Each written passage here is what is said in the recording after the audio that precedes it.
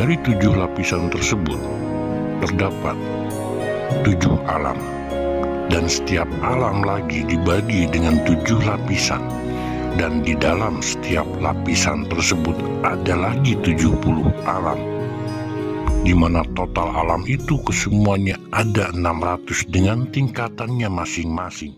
Allahu Akbar.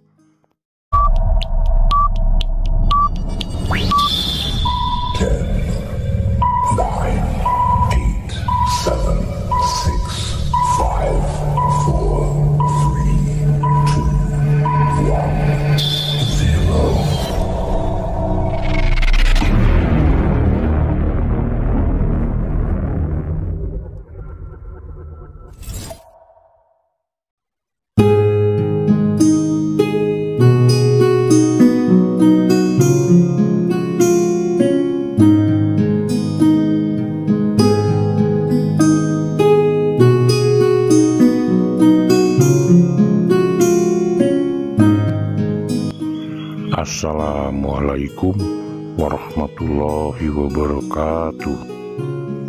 Sampurasun.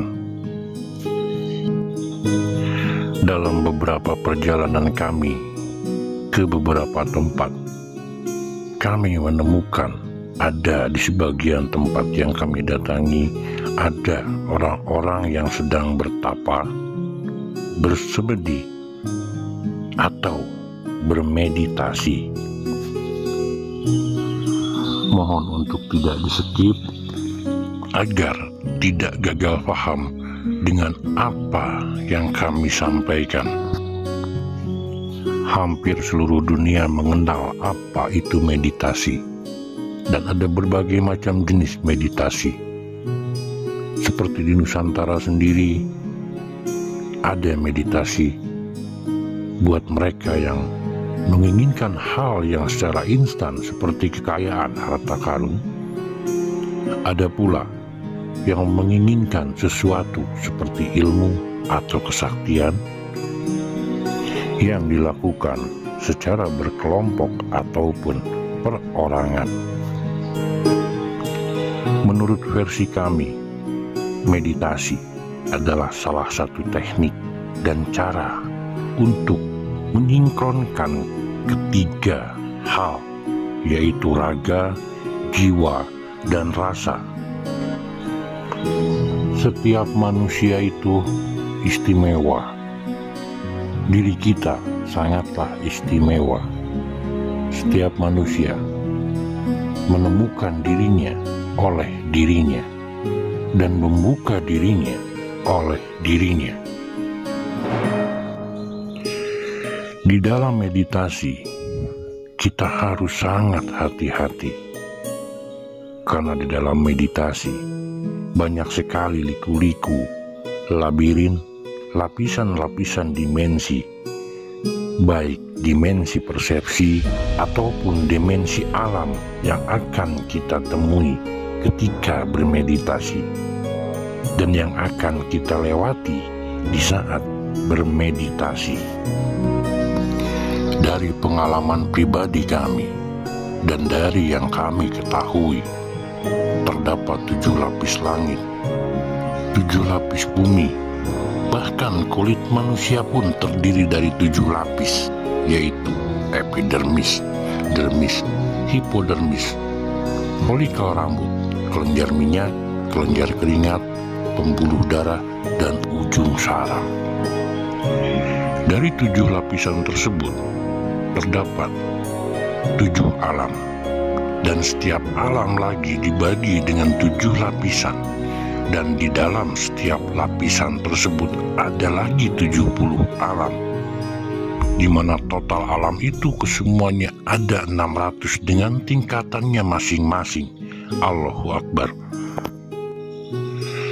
Suatu penyampaian bisa jadi benar ketika yang mendengarkan dan yang menerimanya ada pada kebenaran dirinya, ada pada keseimbangan dirinya.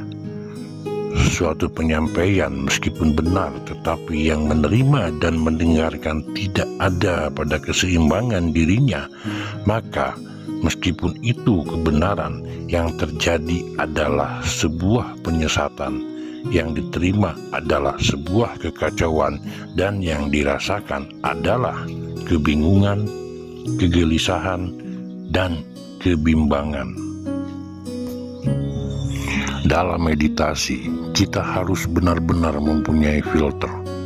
Kita harus benar-benar hati-hati dari pengarahan, pengkelabuan, baik itu dari makhluk-makhluk antar dimensi, dari entitas-entitas lain, ataupun dari manusia itu sendiri. Hati-hati jangan mudah terperdaya, tertipu mata, tertipu daya pikir, dan terbodohi rasa. Kita sebagai manusia adalah makhluk yang sempurna, makhluk yang spesial dan istimewa. Kita berbeda, spiritual, kejiwaan, dan mentalitas. Maka, jangan berusaha menjual diri kita kepada orang lain, entitas-entitas lain, dengan dasar kita ingin mencapai suatu pencerahan, kesadaran yang sejati, kesadaran yang murni. Kita tentukan yang kita capai, yang kita dapat setelah upaya-upaya berhasil kita lewati, antara lain upaya kesabaran, ketekunan, kebenaran, dan kejujuran. Ketika poin-poin dasar itu tidak ada dalam diri kita ketika kita menjalani meditasi, maka sampai mati pun kita melakukan meditasi tidak akan menemukan pencerahan. Di dalam meditasi, naluri, nalar, nurani harus benar-benar diselaraskan. Keyakinan yang mendalam, olah batin jiwa yang kuat, tapi tidak selaras dalam nalar, dalam artian logika dan pemikiran ataupun ilmu pengetahuan, itu jelas akan mencelakakan dan menyesatkan.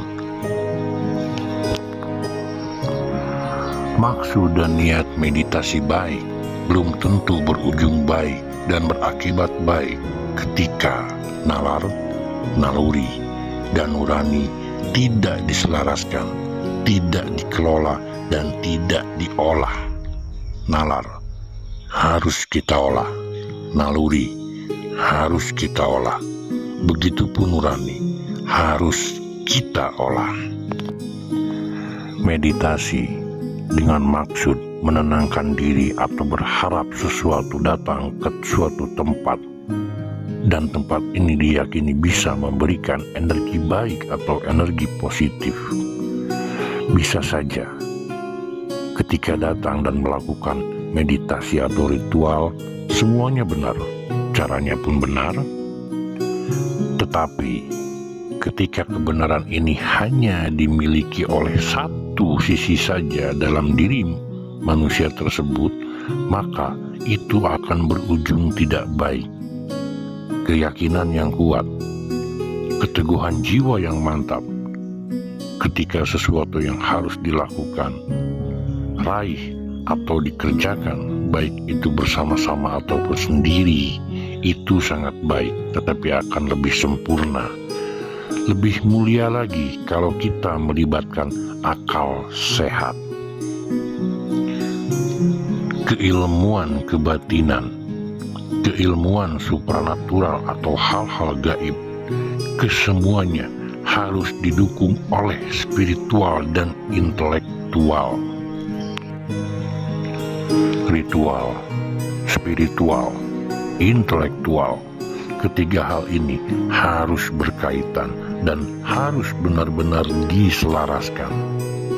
Akal sehat, pikiran, logika, nalarnya harus bekerja, naluri, insting, rasa harus ikut ada, nurani bekerja sebagaimana mestinya, sehingga kita tidak mudah menerima doktrin bahwa Ketenangan hanya ada di suatu tempat.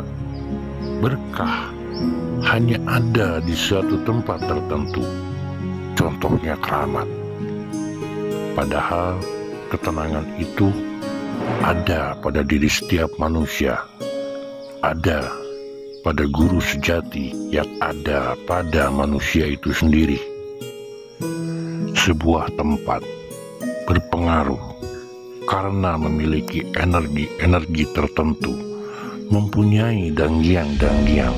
Ada makhluk-makhluk penjaga alam di sana yang bisa memberikan energi positif, yang membantu mendorong pemulihan rohani, ragawi, maupun secara energi mentalitas manusia. Tetapi semua itu harus benar-benar dikenali dengan baik. Jangan sampai salah menilai, jangan tertipu pandangan mata, baik mata lahir ataupun mata batin. Nafsu itu berjalan sangatlah halus, saudaraku, menggoda, menggiring, mengarahkan kita dengan sangat lembut. Ketika ada makhluk datang menjelma ketika melakukan meditasi atau bertapa, kita harus mampu melihat secara nalar, mengelola secara logika, apakah ini? Jangan terlalu terdorong oleh rasa, sehingga akhirnya kita dibodohi oleh rasa. Ritual tanpa spiritual adalah nol besar.